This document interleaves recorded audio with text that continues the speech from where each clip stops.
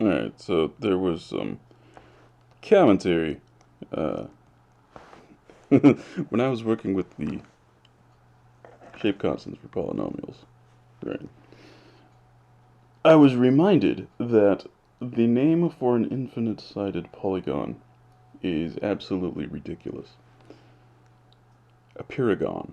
Okay? This is an incredibly poor name for a regular polygon of infinite sides,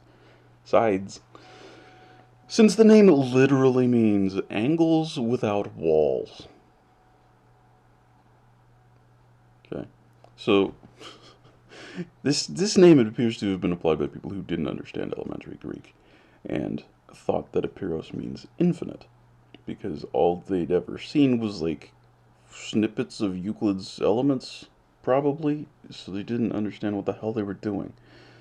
And the earliest attestation of the term that I can find, it might be older, I don't know, but the earliest one that I can find is from Coxeter, so this isn't that shocking. It's from like the 30s, right? And Nicolas Bourbaki coined a similarly nonsensical term, bijection, at right around the same time. So this was like in vogue at the time to just make up bullshit Greek words for things that don't actually make any sense. It's kind of like a hallmark of 19th century science and early 20s, well, into the 20th century. Yeah, it's one of these things where like, guys, maybe the reason nobody thought of it this way before is because you're wrong.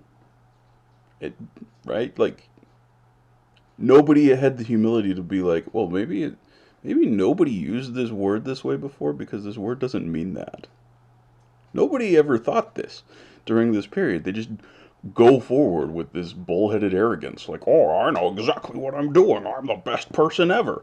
Like this entire like 5 generations of scientists and mathematicians throughout the 19th century and early 20th century, like really bullheaded about this. Anyway, okay. So, this word is actually a compound of the negative marker a and the term for wall, per, pier, however you want to pronounce this. This is why perimeter means length of wall. Peri, meter. Meter is measure. Peri is wall. Pericardium is the wall of the heart. Pericarp is the exterior shell of a seed. Peri means fucking wall. That's what it means. So, aperon, aperos, that means there are no walls. So a peragon means, gon means angle. A paragon means angles without walls. No, what it should be is walls without angles. You did it wrong. You did it backwards, you fucking moron. Anyway.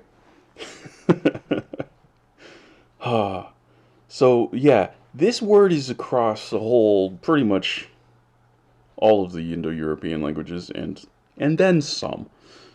It's all across Eurasia, right? So the Spanish term pared means wall.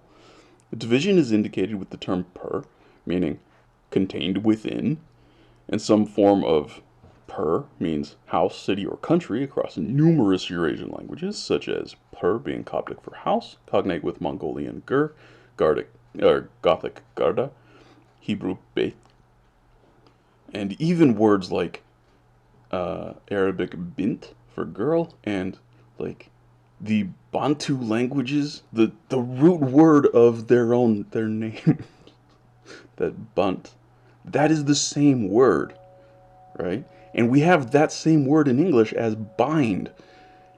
It means like community or containment or something like that. Something about like domestic life, right? We have like a house that we live in, or this is where we put the fire. So, like, fire is actually a version of this word. Like, this word is all over the goddamn place, okay? So now, going back to the house, city, or country version, right? Paris is a city in France. Persia and Parat are countries in Asia. This isn't a coincidence, right? Further, the term is more generally refers to basic aspects of domestic life or civilization, as it's also the root for fire, as I just mentioned, hence pyramid or fire shape, beer, garden. It even shows up in African languages as the root of Bantu, right? Itself being a version of this term. And specifically, the same version shows up as English bind, meaning to contain, restrain, or wall off, and the Semitic term for girl, bint in Arabic, with the English term girl itself being the same version of the term as Mongolian gur, Gothic garda, and English garden, guard, quarter, square, goat, and cat. Which itself is the Semitic root at the center of Carthage, meaning city. This form of the root is itself very close to the version that yields yurt and yard. So, for any educated European polyglot to fail to notice at least some of the pattern occurring here is simply absurd, as it's literally everywhere. And yet, none of them noticed it for centuries on end, meanwhile claiming themselves to be the poster children of rigor and reason. You see my problem here? Okay. The degree to which this confusion amongst mathematicians is simply ludicrous truly cannot be overstated, as Euclid's parallel postulate, which has been obsessed over for millennia, includes the term he used for infinite shortly after his second postulate uses his term for finite.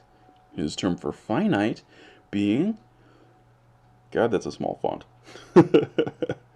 Peperasmeni, something like that, which is literally walled off, using a reduplicative form of per to indicate multiple walls are involved, as in Euclid's sense it was literally two walls, the 2 points at which a finite line terminates per definition 3. If you go look at Euclid's Elements, you'll see what I'm talking about here.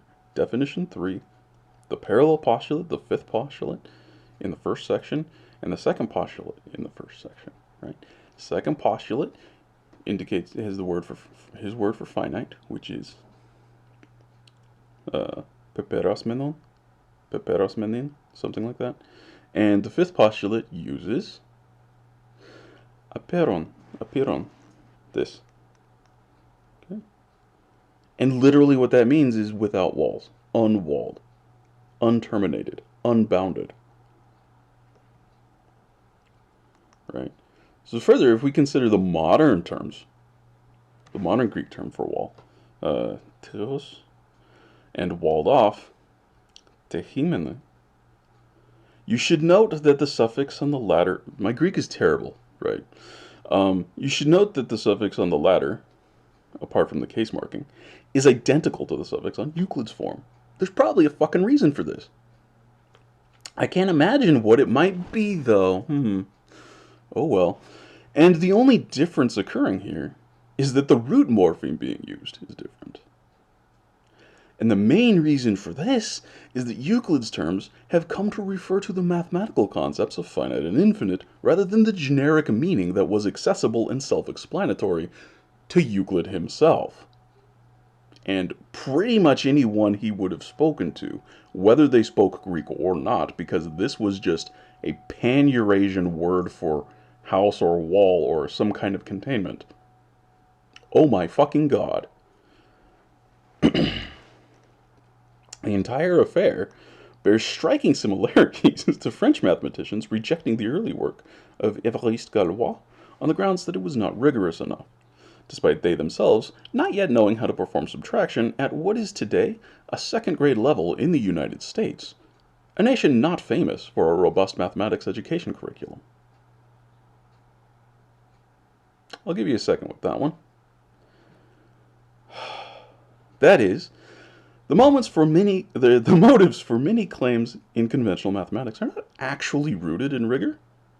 As with any science or religion, it's ego and blind acceptance of tradition.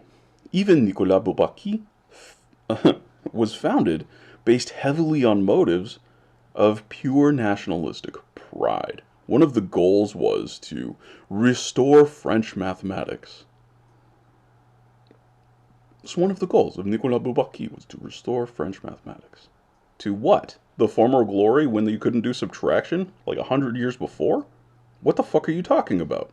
Literally, it was like 100 years before, because Nicolas Bourbaki was founded in the early 1930s, and it was in the early 1830s when George Peacock taught French mathematicians how to do subtraction so that you can do things like 5 minus 7.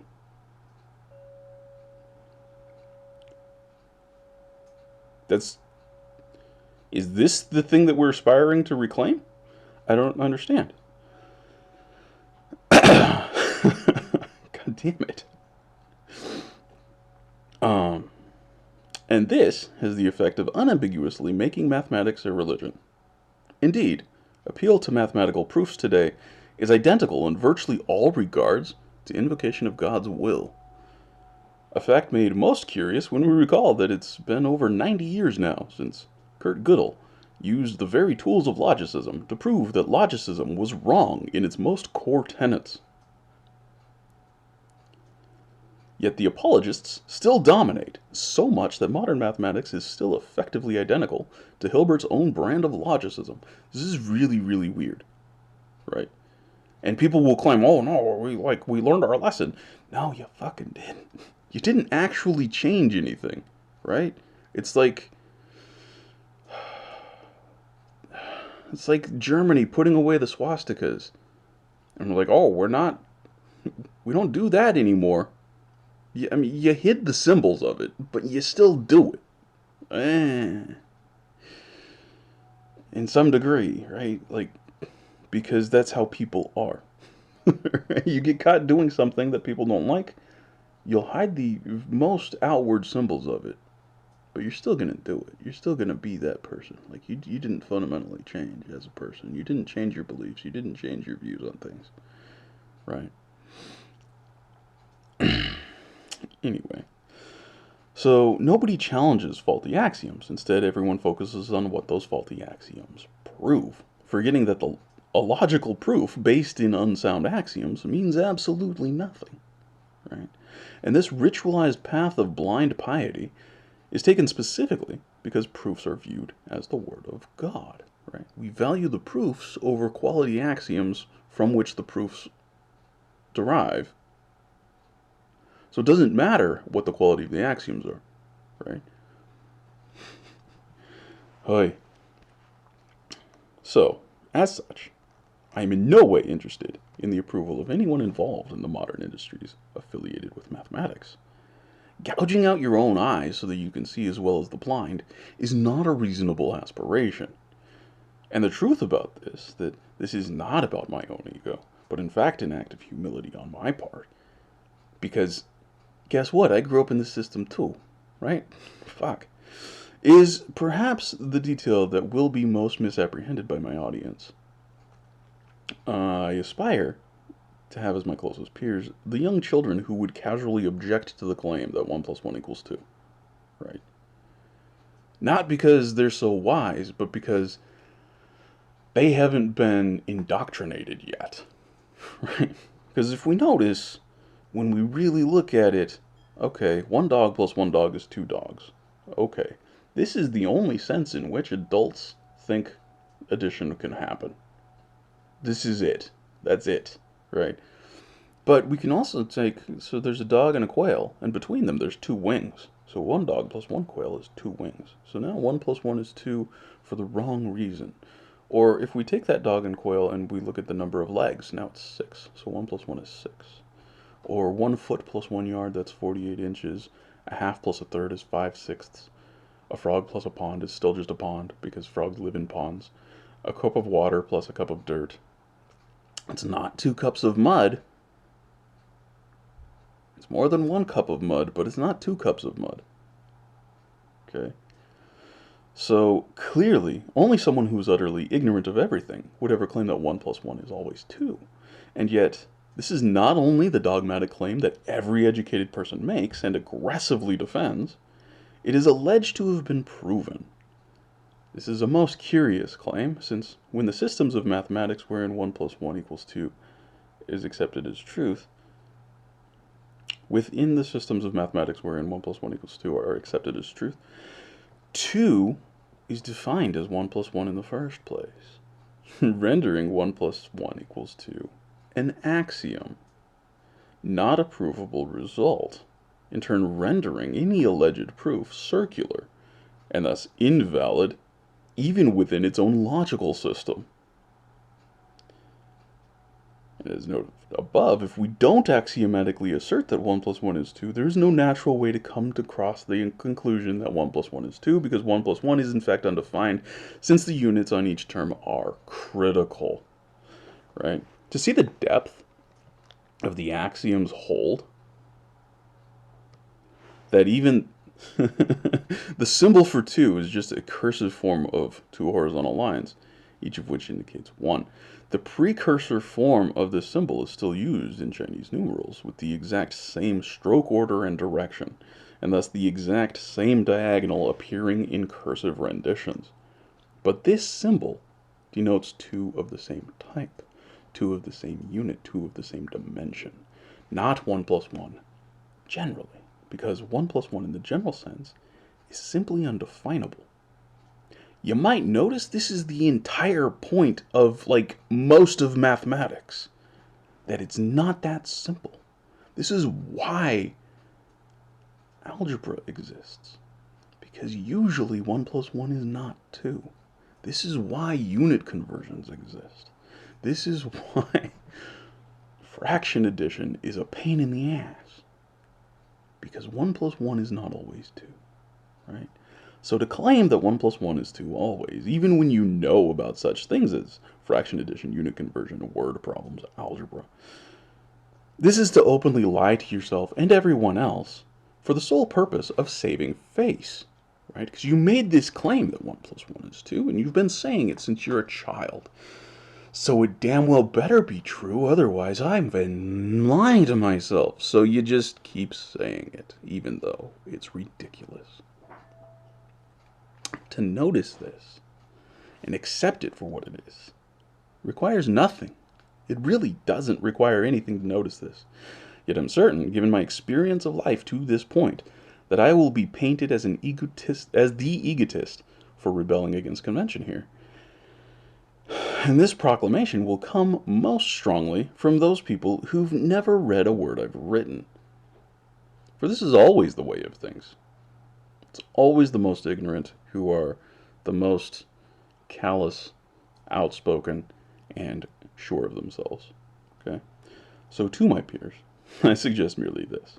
Upon finding the errors in my works, recall the spirit in which they were made. Remember that there are far more options than simply what I'm saying and what convention says, and what most likely the truth lies somewhere else anyway, not with either of us. Where you find my accounts lacking, and you should, because they are deeply, deeply lacking, remember that you too are capable of looking around and figuring shit out and perceiving for yourself. Don't let anyone be your guru that tells you what you should and should not do, what you should and should not believe. For everyone else is just like you. Right? Having a guru is dumb. Why are you relinquishing that power in yourself? Right? We all fail to apprehend even the most obvious of things that we're faced with every day. So somebody else's interpretation of things is not superior to yours simply because you doubt yourself and they do not doubt themselves. Their lack of self-doubt should actually directly discourage you from accepting their ways. Not that so that you're a useless skeptic, criticizing everyone and capable of nothing yourself, but so that you're able to consider everything you're told with the care it deserves, right? If something is important, and you only believe it because one person told you, it's actually not important. You didn't give it any attention, so it's clearly not important. For example, if you can only find one person who has a way to do something which you need to do, then of course learn their way. But never forget that it is merely the way of one person, and thus it cannot be an ultimate truth unto itself. Improvements can always be made. Random changes that affect nothing can also be made. Ascribing significance to those random irrelevant parts? That's just stupid. But it is also the source of all religious beliefs, all patriotism, all claims to superiority in order to do something. Right? What was Nicolas Bourbaki talking about with restoring French mathematics? What? Why? Why is that? What is that even talking about? What is this?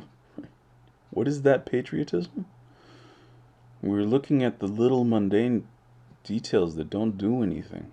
Like, okay, what's special about French mathematics? The fact that you don't know how to do subtraction? Is that what you were talking about? Or was it Galois theory, which was initially rejected by the French mathematicians who couldn't do subtraction? I don't understand. What is the source of this patriotism? Ultimately, it spreads it around all over the place anyway, and everyone's doing the same mathematics. So what the fuck are we talking about?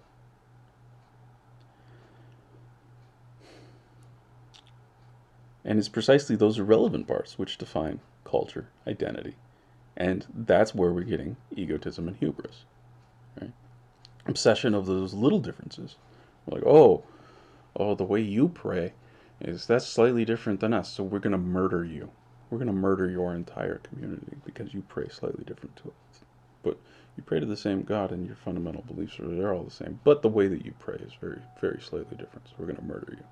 This is fundamentally human history. That's how it works. Right?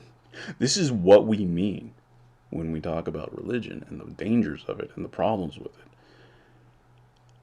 And science and mathematics absolutely do this just as much as any other religion. Because fundamentally, this is what they are, right? You can't have a community coming together and developing a way of doing things without